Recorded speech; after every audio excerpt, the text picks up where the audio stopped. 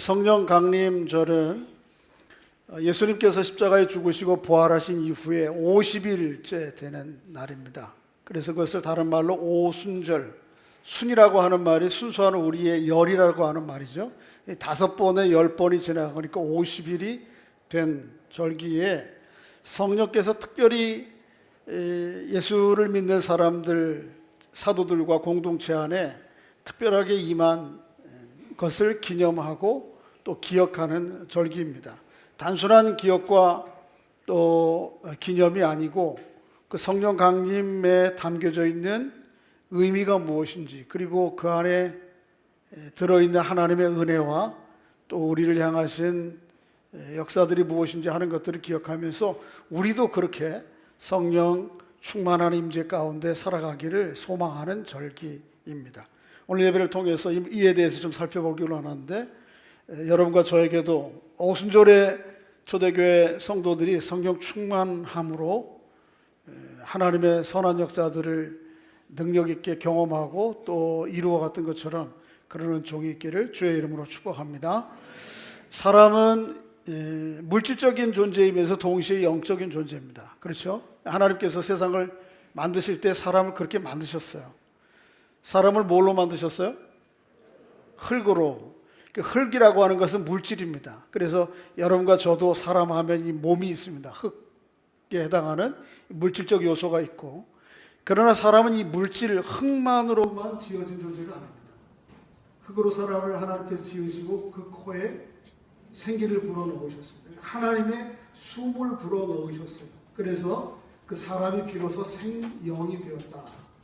영적으로 살아있는 존재가 되었다. 그렇게 성경은 기록하고 있어요. 그래서 사람은 물질적인 부분과 하나님의 숨인 성령을 가지고 그 생명으로 살아가는 존재입니다. 모든 존재가 다 그랬습니다. 그래서 이 성령을, 하나님의 숨을 가진 사람은 하나님의 영이신 하나님의 숨을 우리 안에 가지고 있기 때문에 그 하나님의 영으로 영이신 하나님과 뭐하고요? 교제하며 교통하고 사귀며 살아갈 수 있는 존재가 사람이었습니다. 안타깝게도 사람들이 그런 하나님이 주신 하나님의 숨 성령을 소멸하고 말았습니다. 죄로 말미암아, 그리고 하나님의 음성과 소리를 듣기보다는 하나님의 영으로 살기보다는 대신 사단이 주는 메시지에, 소리에 귀를 기울이게 되었고, 그 사단의 말은 요한복음에 보면 영의 통로입니다. 그 사단의 말을 받아들임으로, 다른 말로 얘기하면 사단의 영을 받아들임으로 하나님 안에 있는 본래의 성령을 소멸하게 되었습니다. 그래서 더 이상 그 하나님과 함께 교제가 불가능해지고 어려워졌습니다. 성령을 소멸한 사람의 가장 두드러진 특징이 뭐냐 하면 하나님을 두려워하는 것입니다. 하나님을 피해 숨습니다. 그리고 하나님과 교제하고 교통하기가 참 어렵습니다. 하나님이 어떤 존재인지도 잘 인식을 못하고 그 하나님과 함께 교제하는 삶이 무엇인지를 모릅니다. 그게 성령을 소멸한 사람의 특징입니다. 그래서 오로지 남아있는 것은 뭐예요? 육신적인 욕심과 욕망과 육신적인 삶의 목적과 또 의미만이 남게 되는 것이죠. 그래서 성령을 소멸한 사람들은 오직 육신적 욕심과 욕망의 노예처럼 세상을 그렇게 살아가게 됩니다. 이렇게 하나님이 주신 성령을 소멸하고 하나님을 등지고 살아갔던 아주 극적인 인류사의 사건이 뭐냐 하면 창세기 11장에 나오는 바벨탑 사건입니다.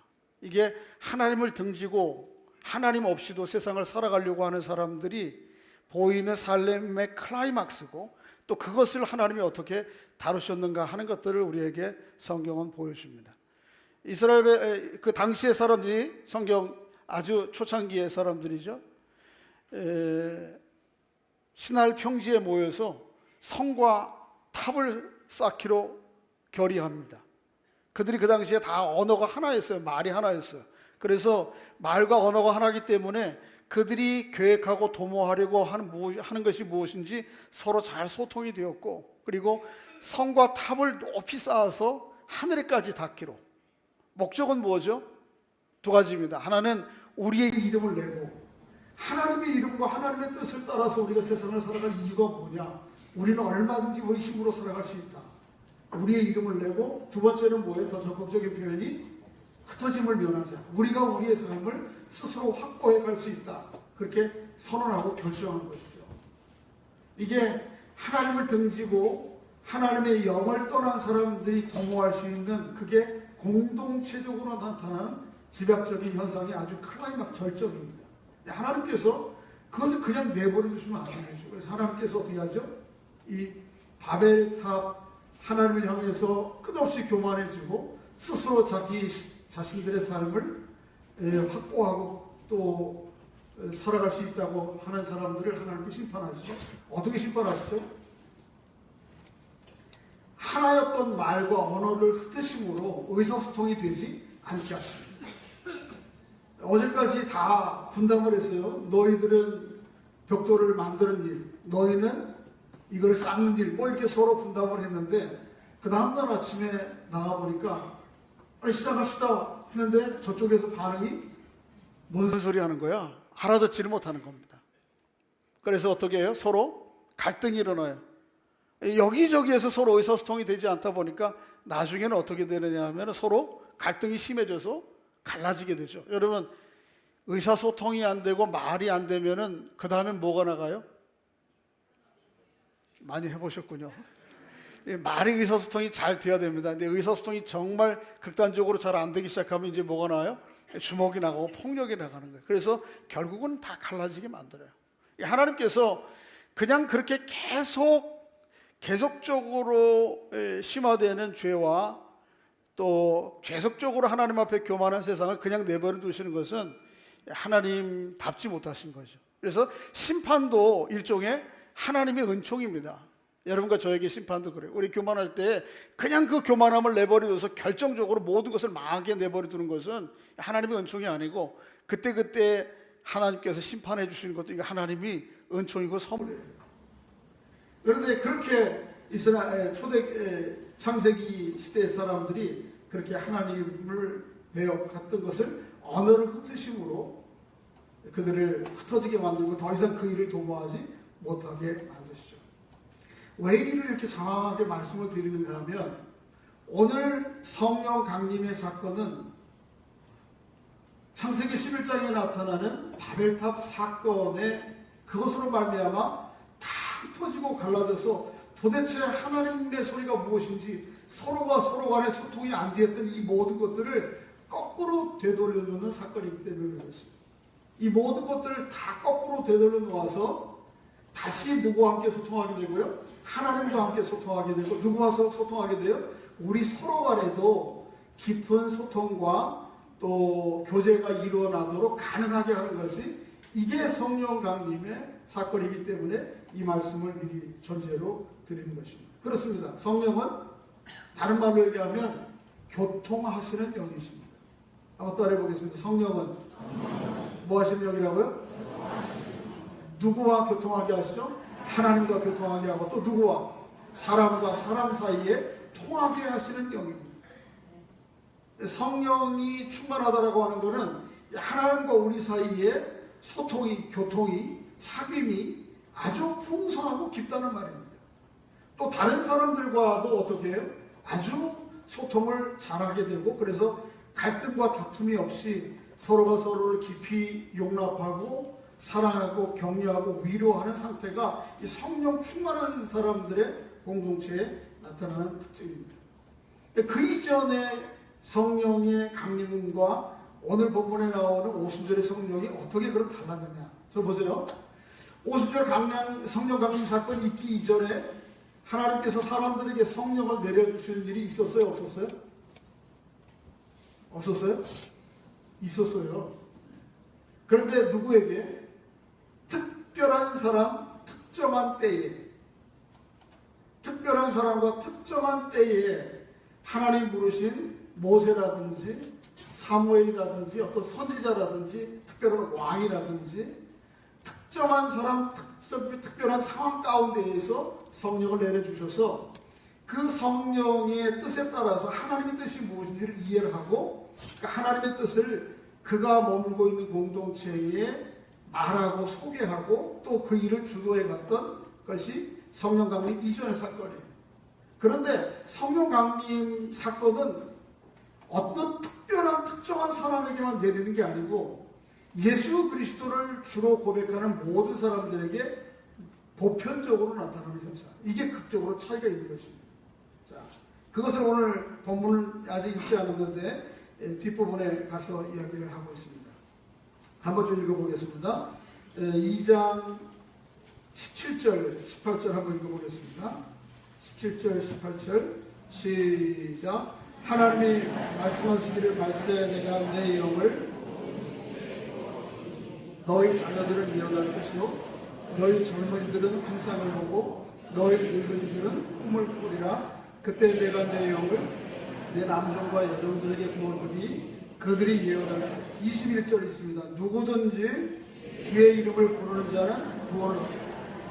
예수의 이름을 구주로 고백하는 모든 사람들에게, 그게 남자든 여자든 그 다음에 젊은이든 늙은이든 예외 없이 보편적으로 이 성령의 강림이, 성령이 충만한 사건이 일어나는 거예요. 이게 성령 강림이 이전에 개별적으로 특정한 사람에게 내렸던 성령 충만함과 다른 것입니다.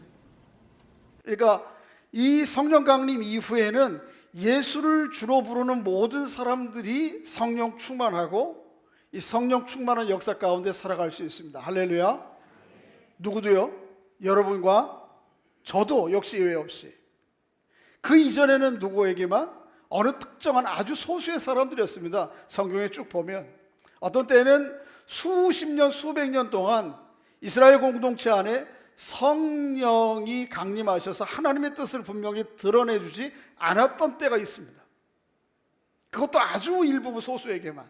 그러나 오순절 성령 강림 이후에는 예수 그리스도를 구주로 고백하는 모든 사람들이 어떻게 해요?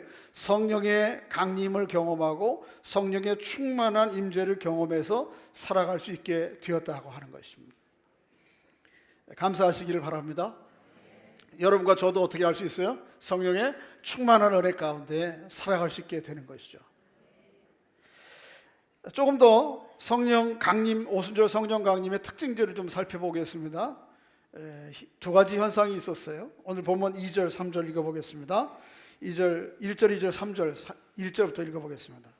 1절, 2절, 3절 시작. 오순절 날이 이미 이르매 그들이 다 같이 한 곳에 모였더니 호련히 하늘로부터 급하고 강한 바람 소리가 있어 그들의 앉은 온 집에 가득하며 마치 불의 혀처럼 갈라지는 것이 그들에게 보여 각 사람 위에 하나씩 임하여 있다니. 두 가지 현상이 있었죠. 첫째는 뭐죠? 급하고 강한 바람 소리. 여러분 그 여름에 이제 뭐죠? 장마철이 오게 되면 막 쇳소리, 바람이 많이 불고 비가 올 때 무슨 소리가 나죠? 많이 해보세요. 근데 혹시 부흥회 옛날에 좀 그 성령 충만한 부흥 강사님들이 좀 쇳소리 좀 내기도 했는데 어쨌든 그런 거예요. 근데 이걸 너무 인위적으로 그렇게 하는 건 별로 좋은 거 아닙니다. 근데 어쨌든 중요한 거는 소리가 들렸어요. 소리가 사람들의 귀에. 또 하나는 그 보이는 게 있었습니다. 그건 보이는 건 뭐였죠? 불의 혀가, 불이 이렇게 불 피면은 막 갈라질 때에 뭐처럼 보여요? 그게 비유적으로 표현하기를 불의 혀라, 그렇게 은유적으로 표현한 거죠. 근데 이런 불의 혀같이 보이는 장면이 불이 각 사람, 당시에 있던 사람들 머리 위에 보이는 것입니다. 이게 성령 오순절 성령 강림 사건이 있을 때에 일어난 구체적인 물리적인 현상입니다. 여러분과 저에게도 그런 은혜가 있으면 좋겠어요. 그렇죠? 그래서 이거 거부할 수 없는 소리가, 강한 바람 소리가 오고 그 다음에 우리 각 사람 머리 위에 이 불빛이 보이면 말이에요, 이 사건이 얼마나 분명하고 실제적이고 사실인다라고 하는 것을 우리가 인정하게 되잖아요. 그렇죠? 근데 속지 말아야 될 것은 뭐냐면 이 현상을 일반화하면 안 되는 거예요. 그래서 오늘날도 성령 충만하면 무슨 귀에 이상한 소리가 들려야 되고, 성령 충만하면 우리 안에 무슨 환한 빛이 보여야지만 이게 성령 충만함이라고 착각하면 안 돼요. 현상은 요거 이외에도 성경에 보면 굉장히 다양한 방식으로 현상은 나타날 수도 있어요. 좀 전혀 안 나타날 수 있어요. 근데 그게 본질이 아니에요. 근데 많은 사람들이 자꾸 이런 현상에 집착해서, 그래서 여러분 좀 보면 정말 하나님께서 극적으로 어느 성령 충만한 사람을 통해서 역사하시고 사용하는 사람도 있는데 상당히 어떤 부분들은 그게 인위적이고 자기적인 게 많아요.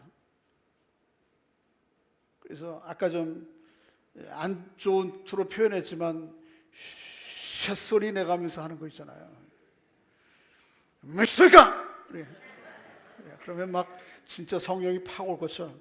제가 뭐 그 자체를 폄하하는 건 아닌데 어쨌든 그런 현상에 잘못 집착하다 보면 속게 된다라고 하는 것이. 그것보다 이런 그러니까 불과 임하고 불로 임하고 소리로 임하는 것은 이 사건이 얼마나 실제적이고 사실인가라고 하는 것을 보여주기 위한 하나의 표징입니다.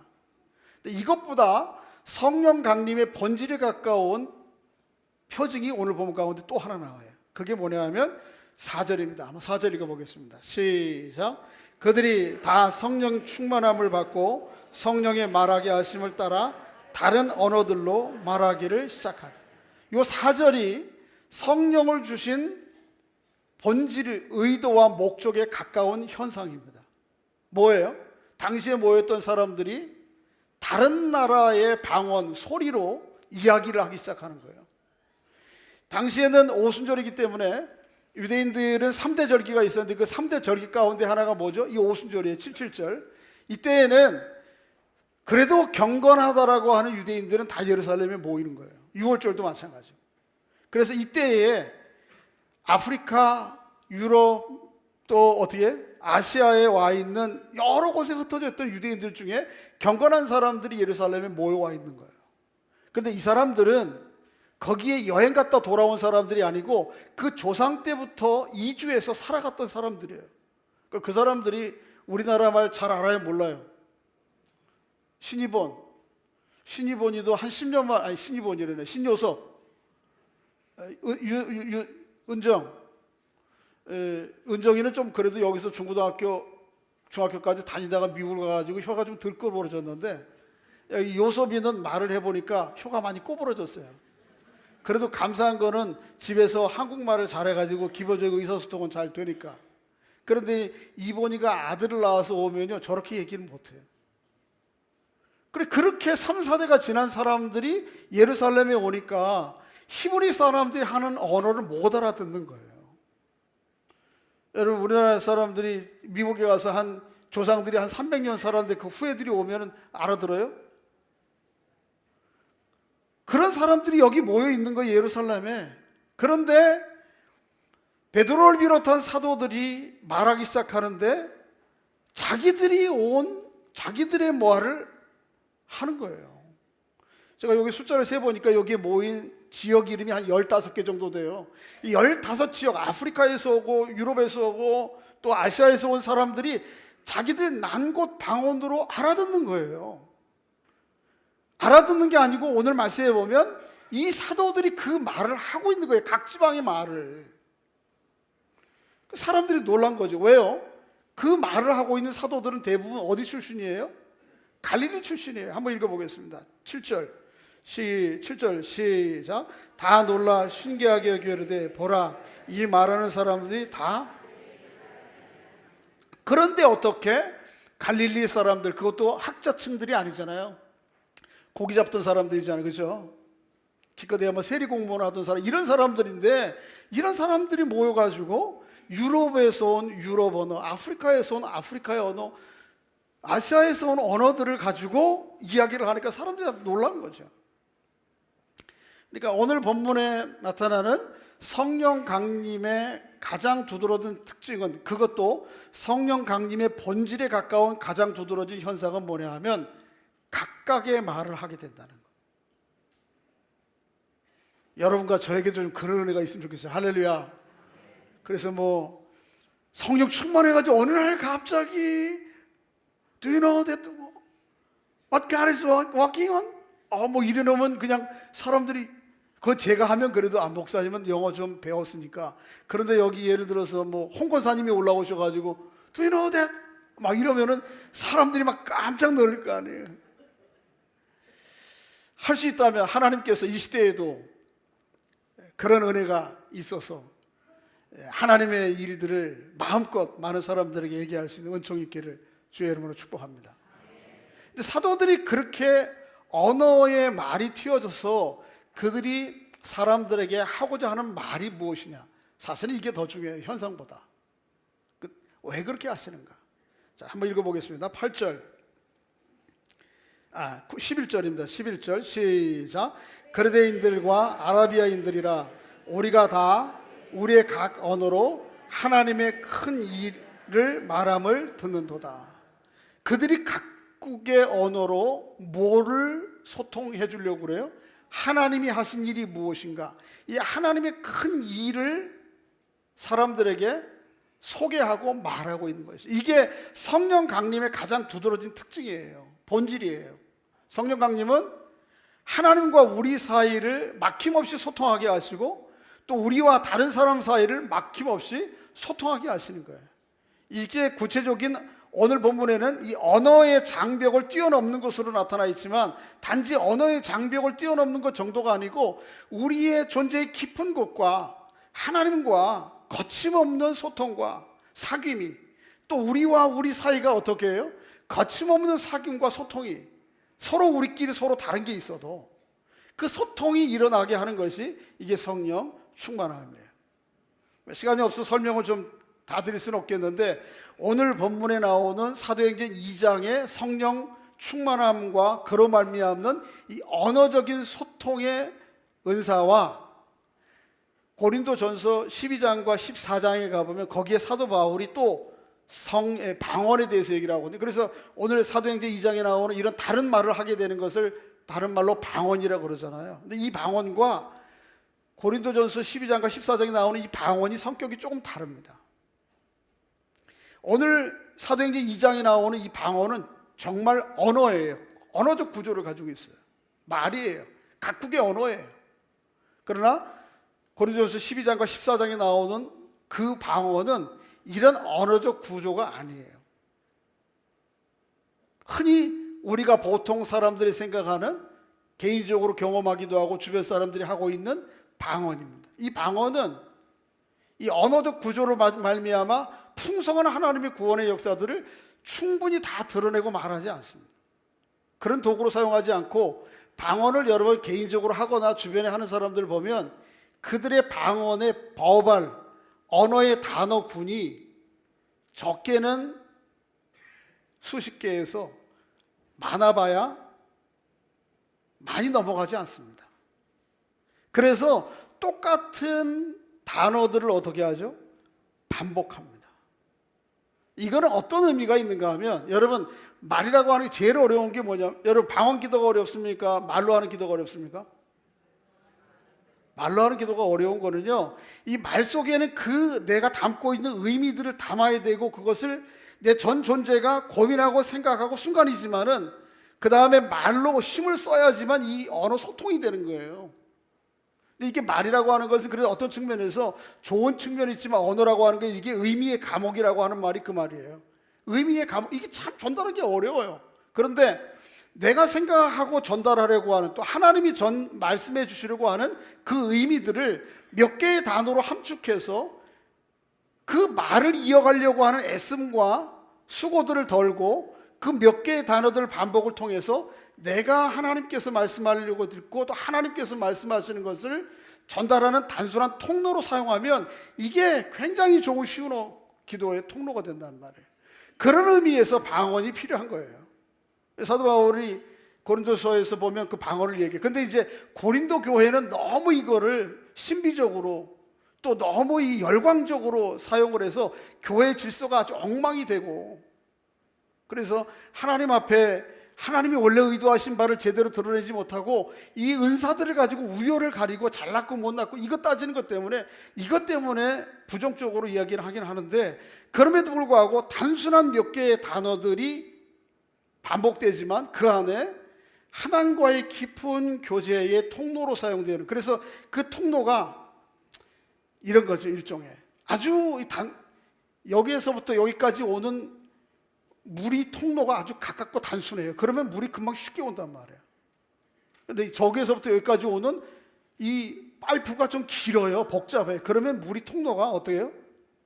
좀 표현이 적당할지 모르지만, 그래서 고린도 전서 12장과 14장에 나오는 방언은 그런 의미의 성격이 있어요. 그래서 그것도 우리가 하나님께서 은사로 주시면 누리는 거 참 좋습니다. 그래서 그 안에, 그래서 어떤 측면을 생각할 때 고린도 전서에 나오는 이 방언은 개인적인 하나님께 주신 은사예요. 그러나 오늘 본문에 나오는 이거는 보편적인 은사예요. 보편적.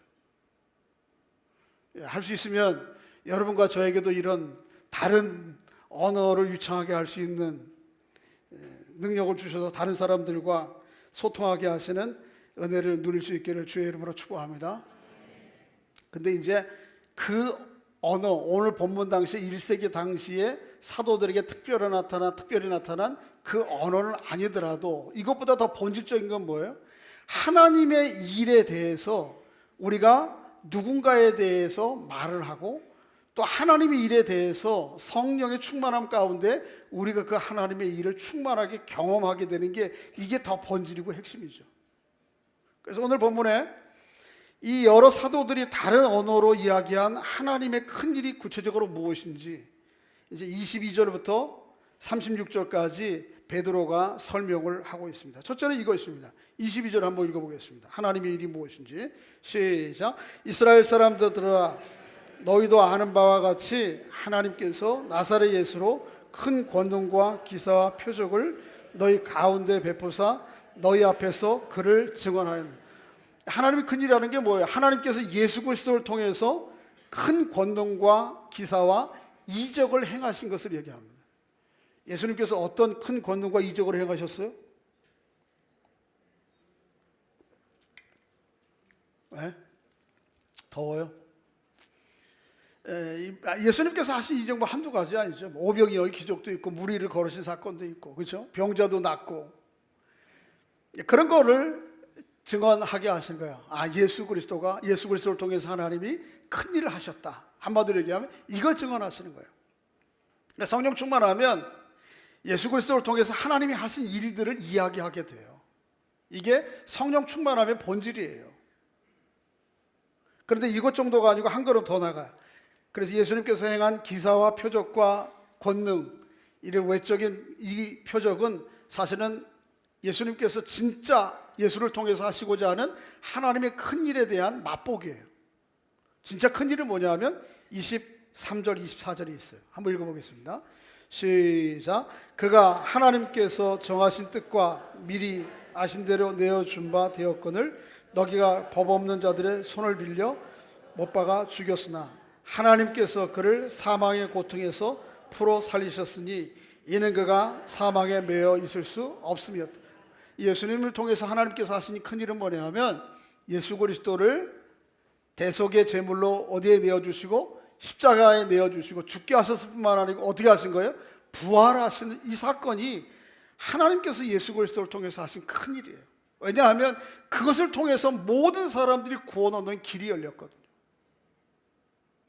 여기에 연이어서 36절, 35절, 6절에 이 말씀도 또 우리가 기억해야 돼요. 35절, 36절 시작. 주께서 내가 내 원수로 내 발등상 되게 하기까지 너는 내 우편에 앉아 있으라 하셨도다 하였으니 그런즉 이스라엘 온 집은 확실히 알지니 너희가 십자가에 못 박은 이 예수를 하나님이 주와 그리스도가 되게 하셨느니라. 이건 뭐예요? 예수 그리스도께서 십자가에 죽으시고 부활하셨을 뿐만 아니고 어떻게 하셨어요? 하나님께서 하나님 보좌 우편으로 끌어올리셨죠. 그걸 뭐라고 그래요? 승천이라고 그러게 하고요. 그리고 하나님 보좌 우편에 앉으셔서 지금 여전히 주와 그리스도로서 세상을 통치하고 지배하고 계신다. 성령 충만하게 되면 이것에 대해서 분명해지는 거예요. 이것이 개념적으로만 분명해지고 확실해지는 게 아니고 그 예수 그리스도의 십자가의 대속의 은혜와 부활의 능력과 통치의 다스림 가운데 살아가요. 그것이 내게 실제가 되는 거예요. 성령 충만하면 그것이 일어나는 거예요. 여러분 성령 충만하여 여기 다른 여러 현상들에 그건 다 다를 수 있어요. 어떤 사람들은 뭐 진짜 이게 눈에 보일 수 있을 것 같아요. 귀에 들릴 수 있을 것 같아요. 어떤 사람은 방언을 할 수 있을 거예요. 뭐 뒤에 가보면 이제 방언과 그것은 은사인데요. 또 나중에 좀 설명드릴 필요가 있겠는데, 중요한 것은 뭐예요? 모든 사람 예외 없이 하나님께서 예수 그리스도를 통해서 하신 일이 아주 분명히 선명해져요. 그리고 그 선명해진 것이 나의 사건으로 받아들여져요. 또 나의 사건으로 이해가 돼요. 그리고 그 능력 안에서 살아가게 돼요. 우리가 삶에 고난과 어려움이 있고 고통이 있어도 예수 그리스도께서 십자가에서 죽으시고 부활하신 그 부활의 생명과 같이 그 생명이 내 안에 있음을 알아요. 그래서 그것 때문에, 그 능력 때문에 다시 일어나요. 이 세상이 혼탁하고 고통과 어려움 가운데 있지만 그럼에도 불구하고 여전히 하나님 보좌 우편에 세상을 통치하고 다스리고 계시고 그 통치의 완성을 위해서 이 땅에 오실 주님을 소망하며 살아요. 어떤 고난과 역경 앞에서도. 그래서 무릎 꿇지 않고 그 주님을 소망하며 살아가는 그 에너지와 힘이 내 안에 있어요. 누구로 말미암아? 예수 그리스도로 말미암아. 이게 성령 충만할 때 일어나는 우리 안의 역사예요. 그래서 성령 충만하게 되면 이런 하나님이 하신 일들이 내게 더 분명히 드러나고 보여지고, 뭐 자꾸 눈으로 보이는 거 생각하지 마세요. 마음으로 확인이 되고 고백하게 되고 동의하게 되고 실제로 그렇게 일어서 살아가게 되는 일들이, 이게 그래서 하나님의 큰 일이 우리 안에 말하여지고 소통되어지고, 또 그 은혜와 능력 때문에 내가 다른 사람들을 대하는 자세와 삶의 자세들이 달라지는 거예요. 그래서 다른 사람들과의 소통이 일어나요. 성령 충만하면 싸워요, 안 싸워요? 아니, 성령 충만하면 자주 싸워요, 안 싸워요? 질문을 제가 잘 못해요. 분명한 것은 성령 충만하면 많이 다투지 않아요. 성령 충만한 교회는 갈등이 별로 많지가 않아요. 성령 충만한 당회는 싸울까요, 안 싸울까요? 당회하면 싸우는 것으로 생각하는데 그렇지 않아요. 저는 우리 당회는 행복해요, 언제나. 그래서 뭐 목사님들 좀 표현이 저는 사겨 들으세요. 당회만 없어도 목회를 해먹겠대. 그렇게 말하는 분들 계세요. 너무 이거 말도 안 되는 소리인데, 근데 저는 그렇지가 않아요. 우리 교회가 그렇게 되면 안 되죠. 늘 성령이 충만한 가운데 하나님의 뜻이 무엇인지를 선명하게 발견하고, 또 각자에게 주시는 하나님의 성령의 충만함으로 말미암아 서로 뭐 의견 차이는 있고 다름은 있겠지만 그것들을 잘 소통하고 이해하고 또 함께 뜻을 모아가는 일들에 익숙하게 되죠. 자연스럽게 되죠. 여러분과 저에게도 그런 은혜가 있기를 주의 이름으로 소원합니다. 성령, 이 시간에 성령, 오늘 성령 강림주를 맡고 또 내일부터 기도하게 될 때 하나님, 우리에게도 이 성령 충만하여 하나님이 우리에게 행하신 일들이 이런 일이었어요? 그렇게 놀랍게 새롭게 발견하고 그 은혜에 대해서 감사하면서, 그런 것이었군요. 제 안에 하나님이신 그 부활의 생명이 있군요. 여전히 하나님께 세상을 지배하고 통치하고 계시거든요. 그리고 결국 이 세상에 하나님의 뜻 가운데 이 세상 나라가 하나님의 나라가 될 것이군요 라고 하는 그 소망 가지고 다시 일어서는 은혜가 있기를 주의 이름으로 축복합니다. 요한계시록 11장 15절에 보면 우리 여러분 반복했던 말씀인데 한번 따라 보겠습니다. 세상 나라가 우리 주와 그의 그리스도의 나라가 되어 그가 세세토록 왕노릇하시리로다. 그런 일이 일어날까요? 안 일어날까요? 일어납니다. 눈앞에 보이는 현실이 아무리 말도 안 되는 것 같아도, 너무 거기가 멀어 있는 것 같아도 이게 하나님의 약속이고 말씀이고 이 사실이 우리 안에 분명해지고 선명해져서 나도 그 일이 이루어지는 길에 한 길목을 걸어가게 되는 일들이, 이게 성령 충만한 은혜 가운데 일어나는 일들이죠. 그런 역사들이 이번 성령 강림절을 맞이해서 여러분과 저 우리 공동체 안에 충만하게 임하기를, 일어나기를 주의 이름으로 축복합니다. 아버지 하나님, 우리 감사합니다. 성령 강림절 맞이해 성령 강림으로 말미암아 우리에게 주신 은혜가 무엇인지 다시 깨닫게 해주시고 또 알게 해주시고 또 살아갈 수 있도록 은총을 베풀어 주시니 감사합니다. 하나님, 저희에게도 약속하신 것처럼 주 예수 그리스도를 구주로 믿고 고백하는 이들에게 부어주시겠다고 한 이 성령을 부어주시옵소서. 성령으로 충만하게 해 주시옵소서. 그래서 우리가 하나님의 어떤 분인지를 더 분명히 알고 우리 안에 입사가신 하나님의 선한 뜻이 무엇인지 발견하고 또 그 안에 살아가는 삶의 소망과 기쁨이 넘쳐나도록 은혜를 베풀어 주시옵소서. 예수님의 이름으로 기도하옵나이다. 아멘.